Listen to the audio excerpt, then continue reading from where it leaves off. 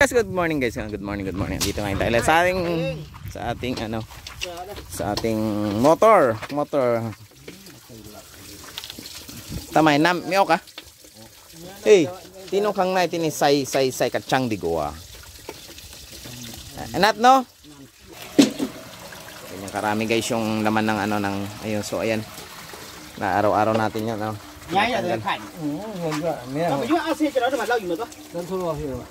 Namlong say kachang tinong di goa. So ayan, kakabit ulit natin. Tinanggal lang natin dumi. At ibabalik natin. Hey, say namchet tini alay say namkem. Namchet may siyalaw. King Mai. King Mai. Say namkem mikin. Tung do yun niya. King Mai, mikin na may. Ni namchet may kin law. Bot law. So ayan. Ang daming dumi na nangyari. Ayan. Magbabara siya gawa ng dumi yan. So ayan. So advice natin sila. Pag tapos na tayo magpili ng isda, lalagay tayo ng net doon sa pinakabutas, sa pinakaulo niya. Kasi gawa ng pumuputok yung ating tubo pag masyadong walang laman na tubig, hangin lang yung sinasisip-sip nila. So ayun yung natin, doon tayo kumukuha ng tubig. And high tide ngayon guys, high tide, makita nyo po may tubig. High tide ngayon, so magpapump tayo sana, kaso nga lang ay lumabas yung tubig gawa ng ang daming barado no.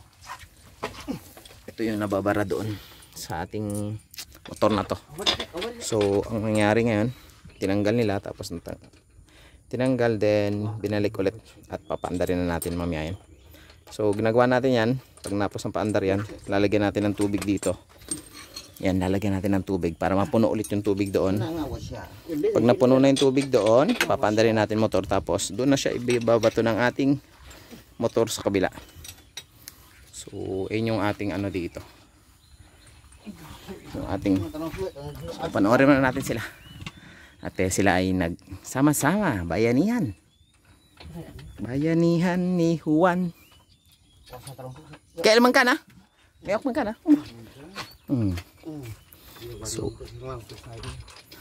So ayan, dalawa talaga yung kailangan tanggalin. Tatanggalin natin yung isa. So ayun na, binabalik na.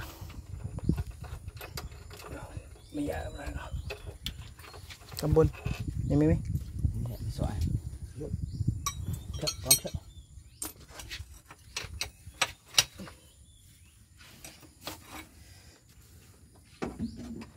Wow, chân dày mà em mà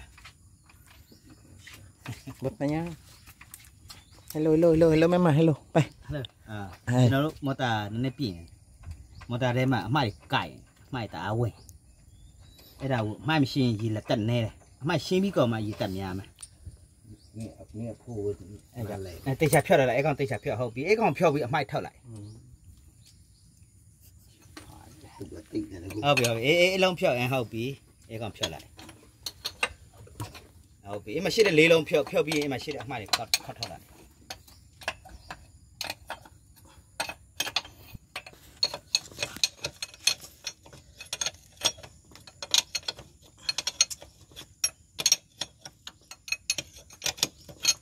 Awan này kunmun đấy. Kunmun awan này mama kunmun. Mon. Kun alay mon kap. Mon. Mi ya? Macak ka bormal kap. Bormal. Kaya yang nipit. So right guys, titingnan natin kung ano yung dumi. Sigurado may dumi. Sala. Lundo. Wah, Mimi. So ayun yung dumi guys, di ba? Kita nyo, ang daming dumi. Washer media. Ha? So ang daming dumi guys. Ayan. Alay, washer media. Say kachang tinon di gua. Ha? Wah, yayay lo. Napakadami. Okay. Tinan kapaset say kachang tinon. No? Alay, may check ka. Matanda. Ayan. Sarado na natin. So ganun kadumi guys, no? So kailangan natin i-check talaga yung ating Nat, tamalipot. Mori tayo na dito check sila tayo na. Temata pa tayo bihin. Okay. Di out tayo na. Okay. Vlogger tayo all the way from Myanmar. Okay. All the way from our ating vlogger ngayong araw na to.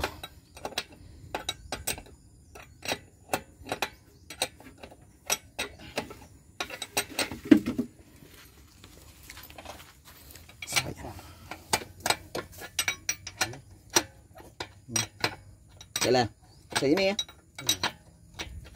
Xài vô đít nên thôi đi lên.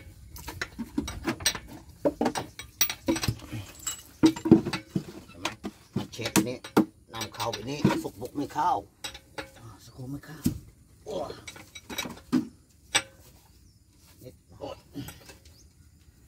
Nằm khâu từng này, phục lại. Làm phải chơi lít. Alay guys, ayun guys. Wah, gulay. Ito yung nakadali sa akin nakaraan. Ito siya. Wah. Dali, awakan natin. Ito yung nakadali sa akin. Ayan guys, nakadali sa kamay ko. Itong padukan. Makikita nyo guys kung ano itsura ng padok talay. Yung ito yung sa yung ayan, ito. Ito yung ito yung nakadali sa kamay natin. Uy. Tinan miyo, Tyson. Ito yung nakadali sa kamay natin, guys, no? Ito yung itong ito, gaano ka delikado tong kamay na to. Ito yung delikado rito, guys, oh. Ito, tingnan nyo. Kung gaano ka tinik tong na to, dito, ito yung nadali. Ah, kaya pala. Parang may kutsilyo siya. So ayoko nang hawakan, no? Ayoko na i-test. Gawa nang nadali na yung kamay ko diyan, no. So ayoko nang iganon. So may inaano akong ganyan guys, kadelikado pala tong na to. Ito yung nakadali sa akin. Ito yung nasa gilid niya. Yan, patay na to. Pumasok kasi sa natin to. Pumasok kasi sa ating motor. So ayan, parang may kutsilyo siya, oh.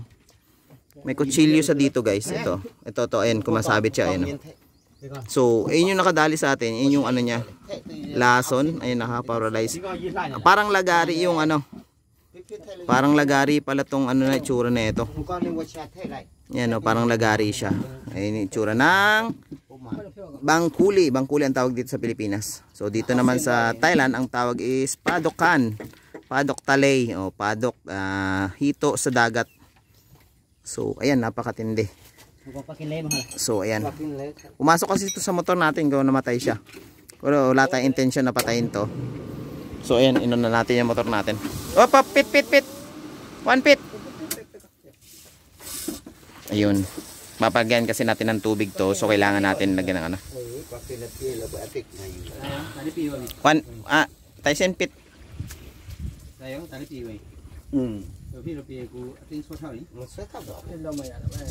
Okay.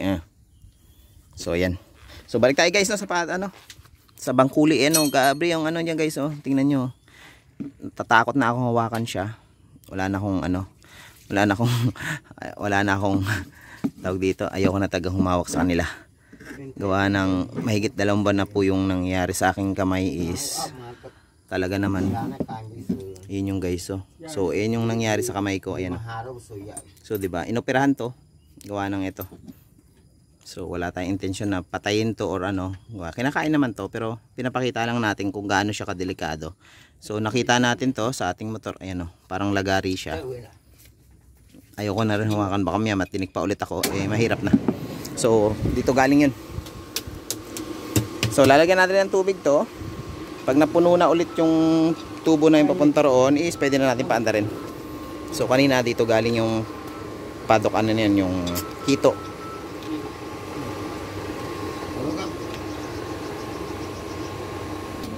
Okay. Miday.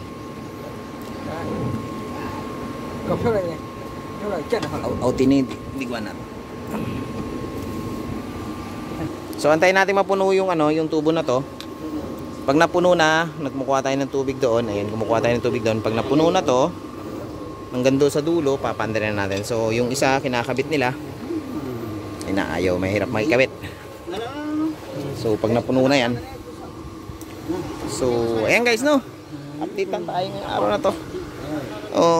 Saan na ba yan? Ito nga po pala yung niya, no, yung dulo nga po pala, may check valve siya. So pag nahigop yung tubig, umaangat yan. Ayan, pag nahigop yung tubig, umaangat naman yan. Tapos pag pinatay natin yung motor, magtatakip ulit siya.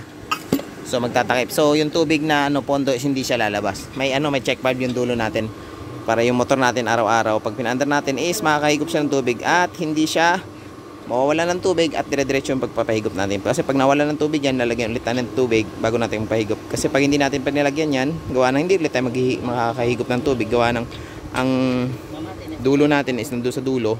Tapos yung motor natin ang layo. Hindi ko alam kung ilang meters yan. Nasabi natin mga 30 meters 10, mga 50 meters siguro. Hindi ko lang sure kasi ang gando niya sa dulo. Ang gando niya sa dulo. Ang gando, mga 50 meters.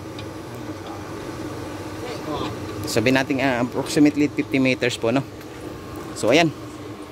So yun yung ating farm dito na pumapasok. High tide kasi ngayon, guys. Pag high tide is pumapasok na naman yung tubig natin.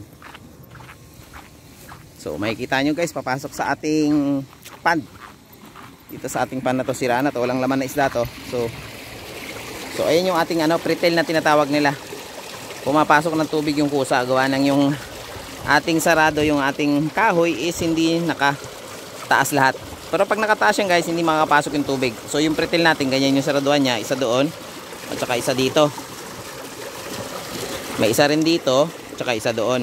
So pag gusto nating saraduhan yan, lalagyan lang natin ng kahoy yan, tapos lalagyan natin ng plastic, sasarado na yan. Then pag gusto po natin palabasin ng tubig at low tide, tatanggalin natin yung kahoy isa-isa, lalabas naman siya, pupunta naman sa ilog. Pagtapos naman ng ilog, sisibat na yan, papuntang dagat. Tapos pag high tide ulit, babalik ulit sa atin, higupin na naman natin. So yun lang yung proseso ng ating So nag-update tayo. Yun na yung ating kasama at dadalhin niya na yung pantakip doon sa dulo. Hindi ko alam kung ano mangyayari. Titingnan natin yung magiging outcome niyan. Magiging outcome niyan kung magiging maganda ba o hindi. Sana maging maganda ang outcome. So nag-grip na siya. Ilipat na natin yung cam. Ang sagwa eh. Okay, pwede lamay. So alright, guys, maraming salamat po. Dito na lang po tayo. Ayan, umaandar na yung dalawang ating motor. Isa, tsaka dalawang motor natin. Umaandar na sila. Nagsusupply na po ng tubig yan. Then yung isa nating motor is inaantay natin matapos. Tapos papasukan naman natin ng tubig dito naman manggagaling sa motor na to. At papasukan natin doon para mapuno naman yung tubo ng pababa. So hanggang dito na lang muna, guys. Update ko na lang kayo sa mga susunod na araw. At pag nagawa ulit tayo, papasyalan ulit natin to at iba-vlog ulit nating araw na to. Maraming salamat and God bless. This is Jerry's Vlog Official and mabuhay po kayo.